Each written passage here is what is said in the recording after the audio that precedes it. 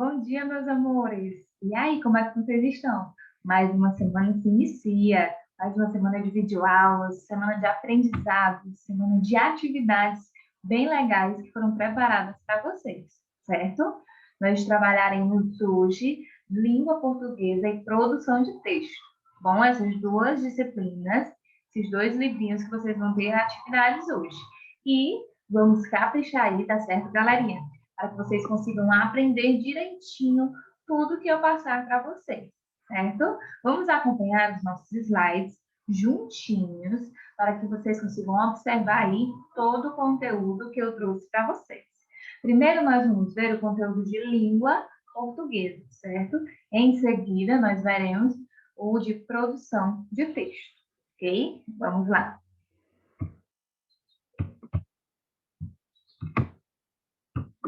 Aqui, vamos colocar os nossos slides maiores para vocês enxergarem, certo? Língua portuguesa e produção de texto. Professora Regiane, segundo ano, 22 de março de 2021. Vamos lá juntinhos. Hoje, em português, nós vamos trabalhar produção de texto. Tia, mas o produção de texto não é um livro diferente? É, gente, olha só. O nosso livro de língua portuguesa, ele engloba bastante coisas. Como assim? Ela engloba gramática, por exemplo, ortografia, textos e também a produção de texto para que vocês consigam trabalhar aí ainda melhor essa questão de conhecimento e de escrita, de produção realmente de textos. Então, o nosso livro traz isso também, além do outro livro, que é esse, o de produção de texto, tá certo? Então, quando vocês veem produção de texto, na língua portuguesa, está certo, tá bom? Que também é uma das coisas que nós estudamos no nosso livro de língua portuguesa. E no nosso livro de língua portuguesa de hoje, vai falar sobre fábula. Vocês conhecem as fábulas? Tenho certeza que vocês conhecem. As fábulas, gente, são aquelas histórias que vocês escutam quando vocês são mais novos. Hoje também, tá certo, gente? Quem gosta de ler aí, gosta bastante mesmo de ler, adora ler essas fábulas, que são textinhos pequenos, textos curtos, que no final tem uma moral, certo? Como assim tinha a moral? A moral é um ensinamento que aquele texto traz, certo, para você. Estou tentando aqui. Fábula. Conceito. Fábula em sentido amplo, gente, pode ser definida como uma narrativa curta com ações protagonizadas por objetos, animais e outros seres, que apresentam uma moral implícita. Função da fábula é divertir e instruir, certo? Como outros livros, a fábula, gente, ela é um entretenimento para vocês, um momento ali para que vocês possam estar lendo, para que vocês possam estar aprendendo aí, de acordo com a moral de cada fábula. Aqui também diz que as fábulas, elas são representadas por objetos, animais ou outros seres. Geralmente, sim, as fábulas, a maioria, são animais que aparecem. Vocês já ouviram falar da fábula da raposa e a cegonha? É a que nós vamos ver hoje, tá certo? E vamos ver outros exemplos de fábulas depois também, ok? A estrutura, os personagens, narrativa em que se revelam as ações realizadas pelos seres anteriormente citados, animais ou objetos, certo? Eles são os principais, os personagens principais daquele texto, daquele livro que vocês estão lendo, daquela fábula, certo? O nosso conteúdo de hoje é fábula. Então, aí nós vimos o primeiro que fala sobre os personagens, que são objetos ou animais. A moral da história. Esse modelo de narrativa, como objeto de leitura para crianças, é recomendado principalmente pela natureza alegórica de seu discurso e pela possibilidade de discussão sobre a moral, levando o leitor a questioná-la e relacioná-la com o mundo real. Olha só, a moral, gente, é para que você possa ver se o que você vivencia está de acordo com aquela moral daquela história. Ou aquela moral é alguma coisa que você deve fazer de correto, que você fazia errado. Então, a moral da história é isso, é um ensinamento. Será que você faz aquele ensinamento relacionado àquela moral da história? Então, isso tudo, gente, faz parte, certo, da fábula. A fábula trabalha isso. Trabalha os personagens, que são animais ou objetos, e, gente, e também trabalha a moral da história, que é muito importante. Vamos aqui continuar, certo? Citamos como exemplo as fábulas de Esopo, um escravo e contador de histórias que viveu na Grécia Antiga. A raposa e as uvas, a tartaruga e a lebre, o vento norte e o vento sul, o menino que criava lobo, o lobo e o cordeiro. No Brasil, quem recriou as fábulas foi Monteiro Lobato. Monteiro Lobato, gente, é bem conhecido por vocês por conta do Sítio do Pica-Pau Amarelo, certo? E ele foi quem recriou várias fábulas de Esopo. E essas fábulas que eu falei para vocês aí? A raposa e as uvas, a tartaruga e a lebre, o vento norte e o vento sul, o menino que criava lobo e o lobo e o cordeiro. Qual dessas fábulas você conhece? Você conhece alguma dessas fábulas? Ou quais são as fábulas que vocês conhecem? Digam aí para mim quais são, gente. Se vocês conhecem alguma fábula. Eu conheço bastante esse da raposa e das uvas. A tartaruga e a lebre é bem conhecida também, certo, gente? E o lobo e o cordeiro são as que eu conheço, que eu sei aí bastante sobre elas. Aqui nós temos mais, olha só, fábulas. Essa daqui é bastante conhecida por vocês. A cigarra e a formiga, a raposa e as uvas, o lobo e o cordeiro, a barriga e os membros, a tartaruga e a lebre. Essas são as mais faladas, as mais lidas por professores e professoras para os alunos, que é a cigarra e a formiga e a tartaruga e a lebre. Tenho certeza que esses dois vocês conhecem. E hoje nós vamos aqui para a raposa e a cegonha, que está na página 42 e 43, certo? Para nós acompanharmos aqui a leitura. Vamos lá? Peguem o livro de vocês, página 42 e 43, e vamos ler os quadrinhos. Os quadrinhos estão numerados, certo? De 1 a 8. Então, você consegue aí acompanhar direitinho. A raposa e a cegonha. Um dia, a raposa convidou a cegonha para jantar. A raposa serviu sopa para a cegonha num prato raso. A cegonha, com seu bico comprido, não conseguiu tomar uma gota de sopa. A cegonha foi para casa com muita fome. No dia seguinte, a cegonha convidou a raposa para comer em sua casa, para retribuir o jantar da noite anterior. A raposa chegou à casa da cegonha com muita fome. Dessa vez, a cegonha ofereceu a sopa em um pote de bico longo e estreito, difícil para o focinho da raposa alcançar. Enquanto a cegonha se deliciava com o jantar, a raposa aprendia sua lição e voltou para casa de barriga vazia. Olha só, gente, o que foi que esse texto nos ensinou? A raposa, ela não pensou na cegonha. Ela colocou a sopa da cegonha num prato raso. E no dia seguinte, a cegonha fez a mesma coisa com a raposa. Colocou a sopa em um objeto comprido. E a raposa não conseguiu também comer a sopa.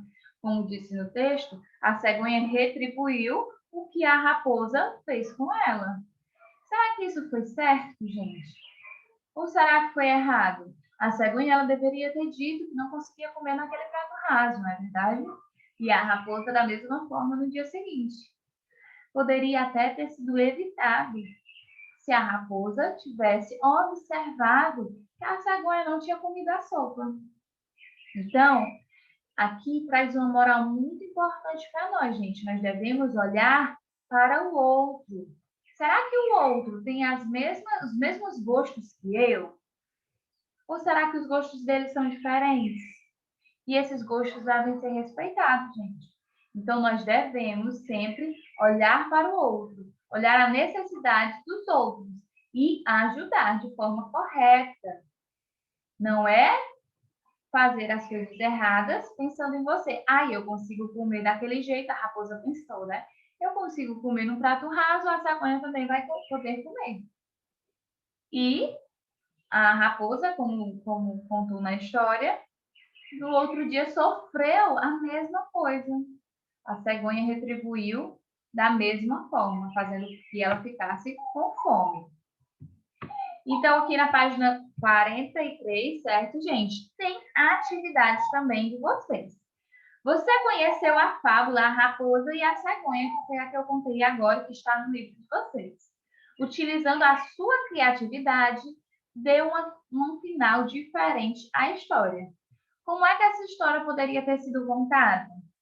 Desenhe aí e façam as frases escritas, certo, gente? Para vocês possam me contar como essa história poderia ter sido, como o final dessa história poderia ter sido. Como é que você acha que seria melhor essa história? Então, você conta aí nos 4 quadrinhos, certo? E depois me conta que eu quero escutar aí a sua final. E aqui na página 44, nós temos uma dinâmica, certo? Dinâmica para trabalhar o socioemocional. Essa dinâmica, gente, ela vai falar sobre solidariedade. Solidariedade é a condição ou estado de solidário. Ser solidário é se sensibilizar com a dor de outro e estender a mão para ajudá-lo de alguma forma. Você já foi solidário com alguma pessoa? Digam aí para mim se vocês já foram. Como foi essa solidariedade? O que foi que vocês fizeram por essas pessoas?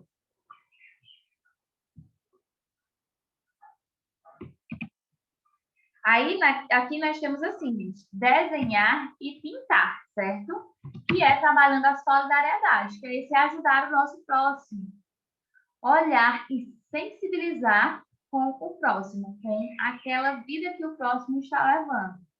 E tentar ajudar para que a vida dele melhore, certo? Aqui na atividade, certo, gente?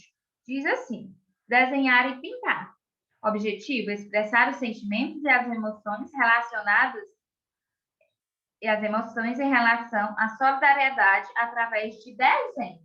Então, vocês vão usar folha de ofício, aquela folha branca, régua, caneta, lápis de cor, canetinha e apontador. E o que é que vocês vão fazer? Peça para os integrantes fecharem os olhos e pensarem o que significa solidariedade. Aqui, anteriormente, nós vimos solidariedade é ser solidário, se sensibilizar com a dor do outro, estender a mão para ajudá-lo de alguma maneira. Aí aqui tem distribuir as folhas, certo, gente? Vocês vão fazer aí na casa de vocês essa parte. Em seguida, peça aqui, desenhe o que pensaram e sentiram e deem um nome ao seu desenho. O que vocês pensaram e sentiram quando eu falei aqui sobre o significado de solidariedade? Como eu perguntei, vocês já fizeram algo solidário? Vocês podem desenhar aí representando na folha de vocês, certo? É aconselhável fazer essa atividade com um fundo musical para deixar fluir os sentimentos de cada um. Aí fica à vontade de vocês, certo? Primeira questão. Como você se sentiu ao desenhar sobre solidariedade?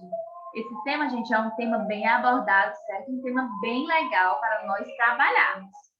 Segunda, você gosta de pensar sobre o tema solidariedade?